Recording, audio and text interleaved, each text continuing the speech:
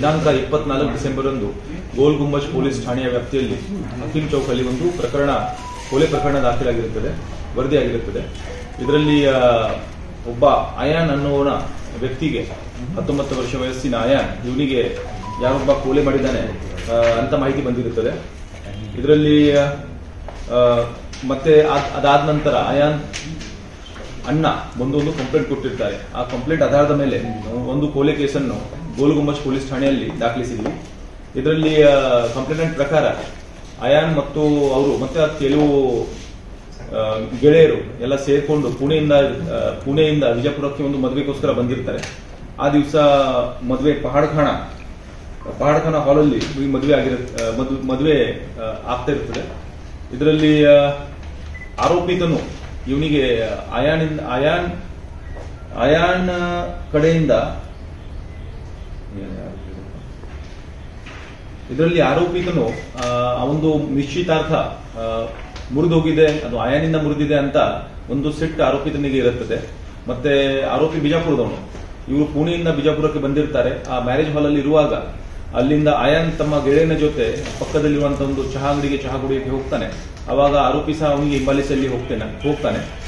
ಅಲ್ಲಿ ಹೋದ ನಂತರ ಆರೋಪಿತನು ಅವನ ಮೇಲೆ ಚಾಕುವಿನಿಂದ ಹಲ್ಲೆ ನಡೆಸಿರುತ್ತಾನೆ. ಇದರಲ್ಲಿ ಅಯಾನ್ ಮೃತಪಟ್ಟಿರುತ್ತಾನೆ. ಈ ಸಲುವಾಗಿ ಒಂದು ಗೋಲ್ ಗುಂಬಜಲ್ಲಿ 302 ಕೇಸ್ ದಾಖಲಾಗಿದೆ. ಮತ್ತೆ ಇದರಲ್ಲಿ ಮುಂದಿನ ತನಿಖೆ ನಡೆಸಿ ಕೂಡಲೇ ಘಟನಾ ಸ್ಥಳಕ್ಕೆ ಧಾವಿಸಿ ಗೋಲ್ ಗುಂಬಜ್ ಇನ್ಸ್ಪೆಕ್ಟರ್ ನೇತೃತ್ವದ ತಂಡ ಈ ಪ್ರಕರಣದಲ್ಲಿ ಭಾಗಿಯಾದ ಆರೋಪಿತ ಹುಸೇನ್ ವಯಸ್ಸು 25 ವರ್ಷ ಇವನಿಗೆ ದಸ್ತಗಿರಿ ಮಾಡಿರ್ತಾರೆ. ಮತ್ತೆ ಈ ಪ್ರಕರಣದಲ್ಲಿ ಇನ್ನೂ ಮುಂದಿನ ತನಿಖೆ ನಡೆಸಲಾಗ್ತದೆ. ಸರ್, ಏನ್ ಕಾರಣ ಸರ್, ಏನು ಆಗಿರುತ್ತೆ ಸರ್, ಇದ್ರ ಹಿಂದೆ ಆಗಿದ್ದು ಏನು? ಇದರಲ್ಲಿ ಮೇಲ್ನೋಟಕ್ಕೆ ಈಗ ಸದ್ಯದ ಹಂತದಲ್ಲಿ ಸಿಕ್ಕಿರುವ ಮಾಹಿತಿ ಪ್ರಕಾರ ಇದು ಆರೋಪಿ ಅವನಿಗೆ ಒಂದು ನಿಶ್ಚಿತಾರ್ಥ ಆಗಿರುತ್ತದೆ ಪುಣೆಯ ಒಂದು ಹುಡುಗಿ ಜೊತೆ. ಮತ್ತೆ ನಿಶ್ಚಿತಾರ್ಥ ಆಗಿದ್ದಕ್ಕೆ ಮತ್ತೆ ಅಯಾನ್ ಮತ್ತೆ ಹುಡುಗಿಗೆ ಸಹ ಸಂಪರ್ಕ ಇರುತ್ತದೆ. ಈ ಅಯಾನಿಂದಾನೇ ನನ್ನ ಮದುವೆ ನಿಶ್ಚಿತಾರ್ಥ ಒಂದು ಮುರಿದು ಹೋಗಿದೆ ಅಂತ ಒಂದು ಸಿಟ್ಟು ಆರೋಪಿತನಿಗೆ ಇರುತ್ತದೆ.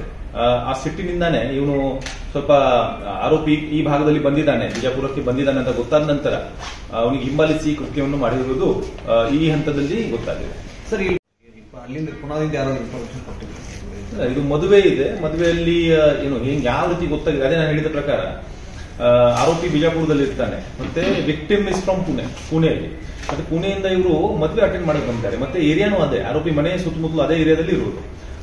ಯಾವ ರೀತಿ ಗೊತ್ತಾಗಿದೆ ಅದೆಲ್ಲ ಇನ್ನು ತನಿಖೆಯಲ್ಲಿ ಗೊತ್ತಾಗುತ್ತೆ, ಇನ್ನು ತನಿಖೆ ಮಾಡಬೇಕಾಗಿದೆ. ಸರ್, ಅವನು ಅಯಾನ್ ಬಂದಿರ್ತಾನೆ ಸರ್, ಇವನು ಹೋಗಿ ಪರಿಚಯ ಮಾಡಿಕೊಂಡು ಸ್ವಲ್ಪ ಎಲ್ಲ ಟೀಗೆಲ್ಲ ಕರ್ಕೊಂಡು ಹೋಗಿರ್ತಾನೆ. ಇಲ್ಲ, ಇದು ಯಾವ ರೀತಿ ಘಟನೆ ನಡೆದಿದೆ ಅದರ ಬಗ್ಗೆ ನಿಖರವಾಗಿ ಈಗೇನು ಹೇಳಕ್ಕೆ ಆಗಲ್ಲ. ಅದರ ಬಗ್ಗೆ ನಾವು ಹೆಚ್ಚಿನ ತನಿಖೆ ನಡೆಸಬೇಕಾಗುತ್ತೆ. ಮತ್ತೆ ಇನ್ನು ಕೆಲವು ಸಾಕ್ಷ್ಯಾಧಾರಗಳನ್ನು ಸಂಗ್ರಹಿಸಿ ಮತ್ತೆ ಅಲ್ಲಿ ಕೆಲವು ಪ್ರತ್ಯಕ್ಷದರ್ಶಿ ಆಗಲಿ ಅಥವಾ ಬೇರೆ ಬೇರೆ ಸಾಕ್ಷ್ಯಗಳು ಆಗಲಿ ಅದನ್ನು ಸಂಗ್ರಹಿಸಿ ಈ ಕೇಸಲ್ಲಿ ಮುಂದಿನ ತನಿಖೆಯನ್ನು ನಡೆಸಬೇಕಾಗಿದೆ. ಸರ್, ಆರೋಪಿ ಅರೆಸ್ಟ್ ಆಗಿದ್ದಾನೆ. ಆರೋಪಿಗೆ ಈಗಾಗಲೇ ನಾವು ದಸ್ತಗಿರಿ ಮಾಡಿದ್ದೀವಿ. ಅವರಿಗೆ ಮಾನ್ಯ ನ್ಯಾಯಾಲಯಕ್ಕೆ ಪ್ರೊಡ್ಯೂಸ್ ಮಾಡಿ ಮುಂದಿನ ಕ್ರಮ ಜರುಗಿಸಲಾಗುವುದು. ಸರ್, ಅಯಾನ್ ಮತ್ತು ಆ ಹುಡುಗಿ ಎಷ್ಟು ವರ್ಷದಿಂದ ಲವ್ ಇತ್ತು ಆತನ ಏನಾದ್ರು? ಅಯಾನ್ ವಯಸ್ಸು ನೋಡಿದ್ರೆ 19 ವರ್ಷ ವಯಸ್ಸು ಅಷ್ಟೇ. ಹುಡುಗಿ ಸಹ ಅದೇ ರೀತಿ ಅದೇ ಏಜ್ ಗ್ರೂಪ್ ಅಲ್ಲಿ ಇದ್ದಾಳೆ. ಸೊ ಅದು ನೋಡಬೇಕು ಎಕ್ಸಾಕ್ಟ್ಲಿ ಏನಾಗಿದೆ. ತನಿಖೆನೂ ಬಾಕಿ ಇದೆ. ನಿನ್ನೆ ಆಗಿರುವ ಘಟನೆ ಈಗಲೇ ನಾವು ಆರೋಪಿಗೆ ದಸ್ತಗಿರಿ ಮಾಡಿದ್ದೀವಿ. ನಾವು ಮುಂದಿನ ತನಿಖೆ ನಡೆಸ್ತೀವಿ. ಹುಸೇನ್ ಹುಡುಗಿನ ಇನ್ನು ನಿಶ್ಚಿತಾರ್ಥ ಮುಗಿದ್ರು ಕೂಡ ಇನ್ನು ಇಷ್ಟಪಡ್ತಾ ಇದ್ದ, ಬೆನ್ನ ಬಿದ್ದಿದ್ದ. ಈಗ ಇಷ್ಟೆಲ್ಲ ವಿಚಾರ ಈಗಲೇ ಪ್ರಸ್ತಾಪ ಮಾಡಕ್ಕೆ ಆಗಲ್ಲ. ಅದು ನೋಡ್ಬೇಕಾಗುತ್ತೆ, ತನಿಖೆ ಆಗಲಿ. ತನಿಖೆಯಲ್ಲಿ ಎಲ್ಲ ವಿಷಯಗಳು ಬಹಿರಂಗ. और नए न्यूज़ों के लिए देखते रहिए अपना चैनल TV22 न्यूज़। लाइक करें, शेयर करें, सब्सक्राइब करें और बेल आइकन बटन दबाना ना भूलें।